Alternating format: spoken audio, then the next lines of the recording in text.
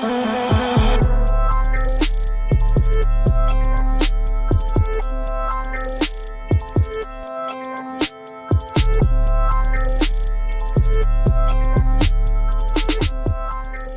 YouTube, it's Dave here with another Watch Love video, and this time taking a look at another watch strap from watchx.de.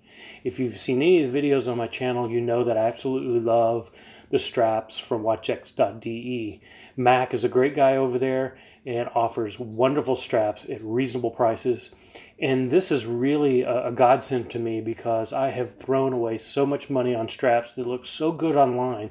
And then when they arrive at your home and you put them on your wrist, they just seem kind of cheap.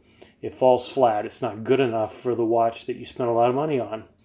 And I've fallen into that trap, as many of us have. When you get into watches, you decide, there's a beautiful, seductive thing about watch straps because you can buy them for cheap. $10, $15 for a NATO strap, $20, $25 for a faux leather strap or a calf leather strap, and before you know it, you have this whole collection of them, and they're really great for the first couple times you wear them, and then you put it back on the bracelet, you put it back on the original strap, and then you find when you really don't want to go back to that strap, or they just sit there and you never wear them again. Well, when you do put them back on, you realize after the glow has worn off that they're really they just really don't look that good. So I finally called a moratorium on watch straps and began a real intense search online until I found these straps from watchx.de. And my favorite brand is Bob. Great watch straps, and I've bought a number of them and featured a number of them here on the channel. But Mac also offers Rio straps and Hirsch straps, and a really nice combination all across the price range, all across the quality range. And I would really recommend them. In fact, Mac reached out to me and made an offer that he would be willing to send me a strap every few months if I would feature it on the channel, and I plan to do that. And today is my first in that installment. He sent me a really beautiful strap. I told him I was looking for a really nice strap for my Aquaterra, and here I'm featuring it on the bracelet. But I'll be putting it on the Bob strap that he sent me. Beautiful blue alligator strap with nice padding and a nice Omega style clasp.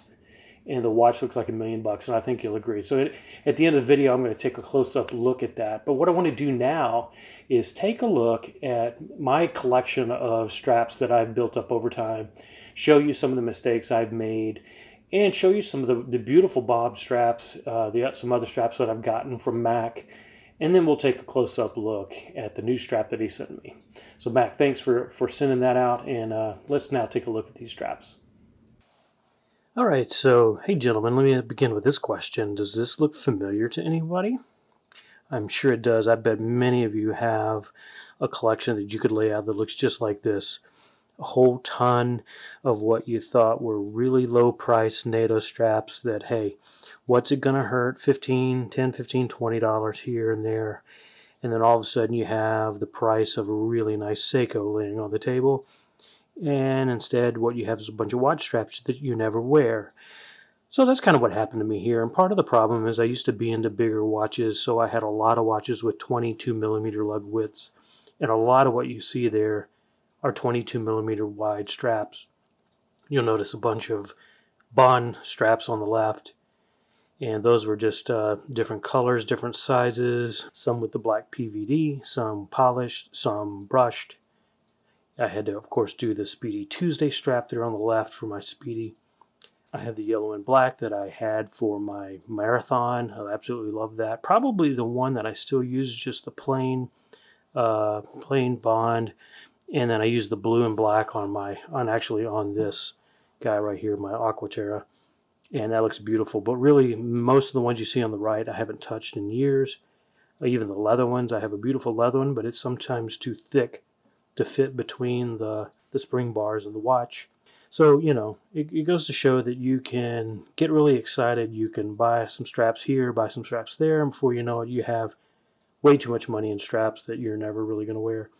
And the sad part is I don't know if I could really sell these for much of anything. I could probably sell them as a lot. So if you guys, hey, if there's any of them that you want to make me an offer, I'll send you a bunch for cheap if there's any of these you want. but they're just sitting around taking up space. So that's the first part of the collection. Alright guys, and now you know what this is, right? This is the that deal on the internet you get when if you buy one watch strap, well, you're going to pay for shipping. You buy two, you're still going to pay for shipping. Buy three, you're going to get shipping off, and guess what? You're going to get it for 20% less. And then you buy the third one or the fourth one, you're going to get 30% off, and then you just buy 5, 6, 7, 8 of them. You know the deal. And all of a sudden, it's a deal you can't refuse, and you want to get the free shipping.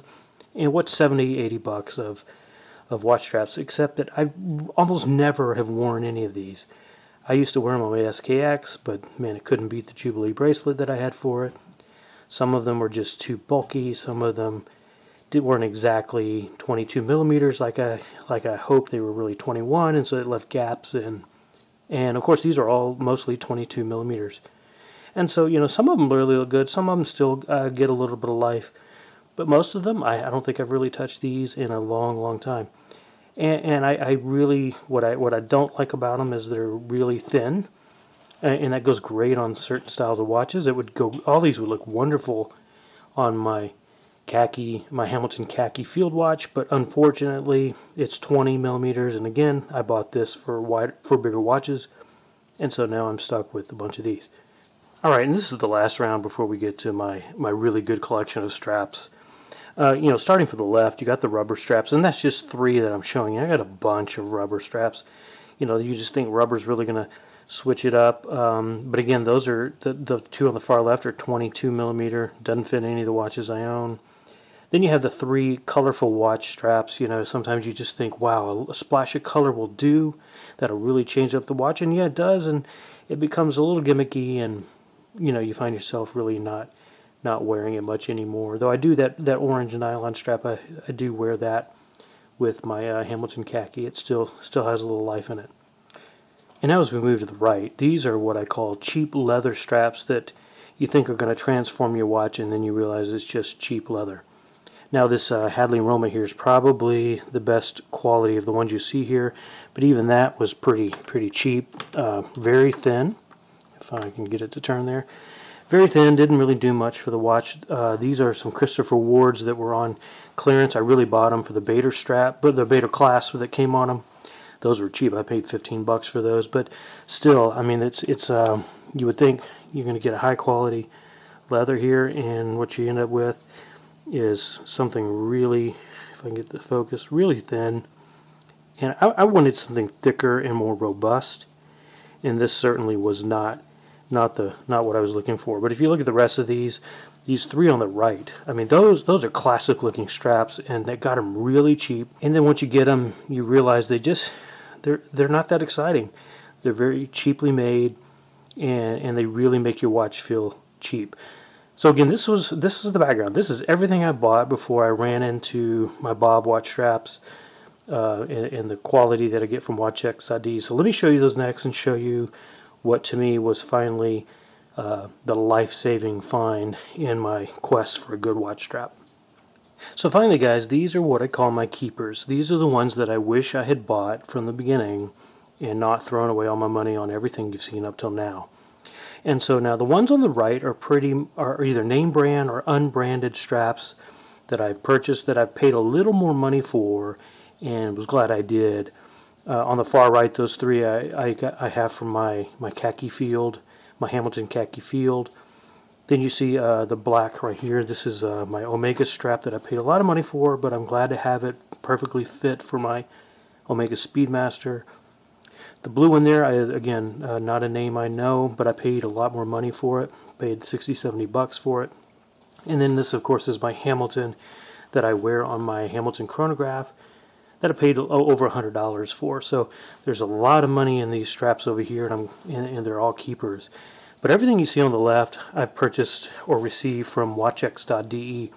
And these, the first 1, 2, 3, 4, 5 going out are all Bob straps.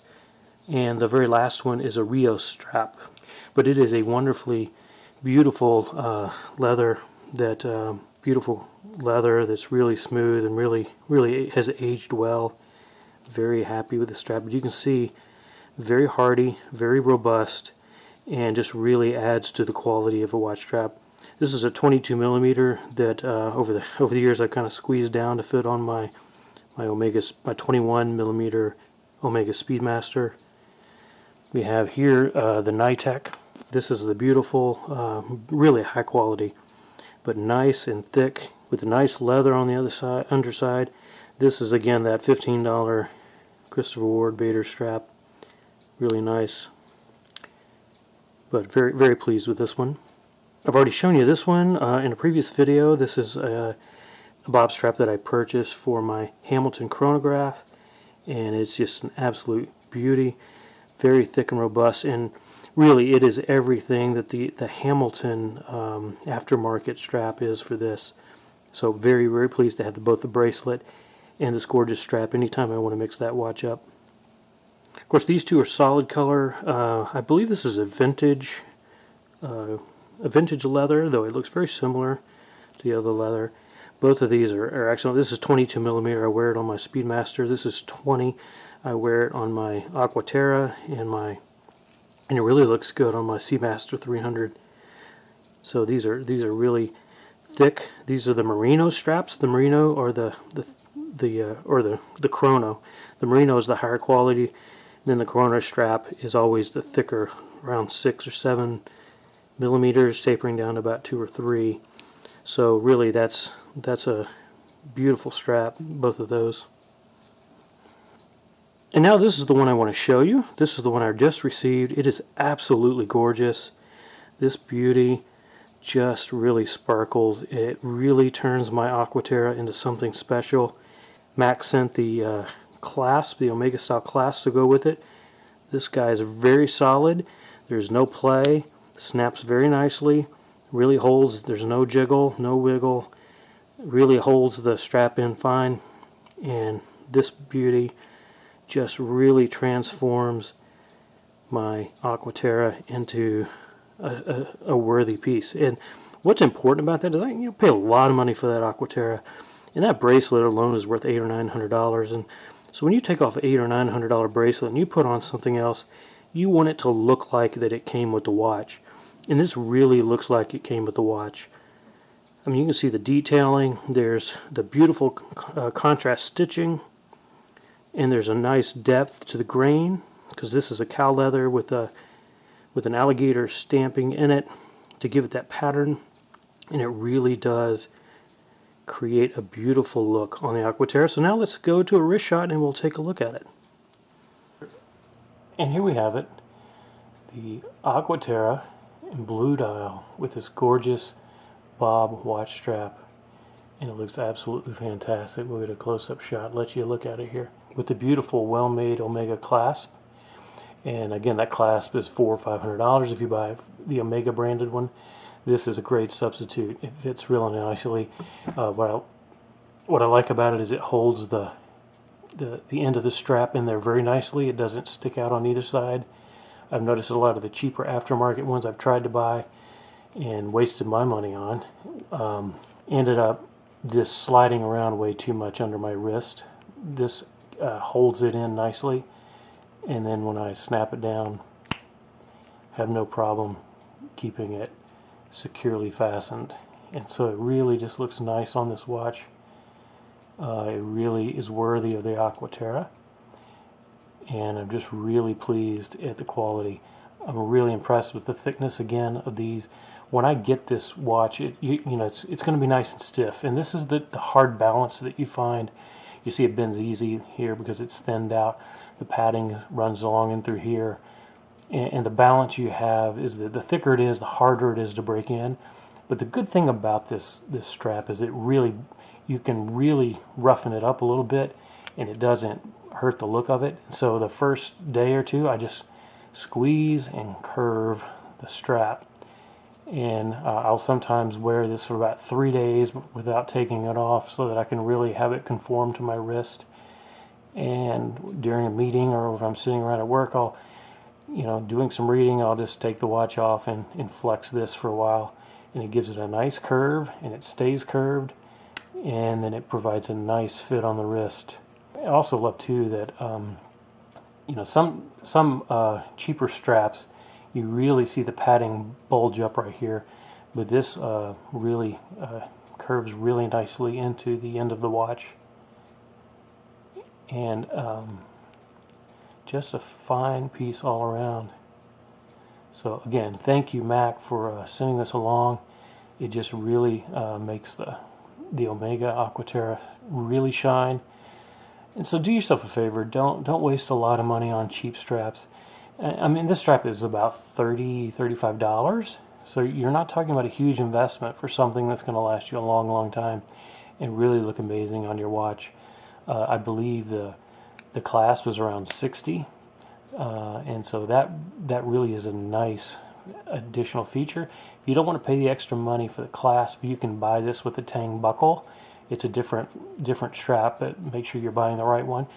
But I have the tang buckle on all my other ones, and a tang buckle will wear out a little quicker. But man, these haven't shown really any signs of wear over a period of about a year or so, wearing them pretty regularly. And I figure for $35, if I get a few years wear, and the tang buckle wears this part out, it's just a matter of buying another one. It's not like you paid $200 or $300 like you would for a Breitling strap that looks like this, and then you're out $200 or $300 because it began to tear. But I think this is well made enough that you're not going to see a lot of wear and tear in the parts that bend on this strap. It really does hold up nicely. All my Bob straps have really held up nicely. And of course, shout out for Rio straps and for Hirsch, both of which are available on watchx.de. And really, that's the first place I go to look when I'm trying to imagine a strap for my watch. The next thing to try is, I know Mac has some rubber straps. There's some beautiful Hirsch rubber straps that would look fantastic on my Seamaster 300. I'm looking at that as a possible next one to review.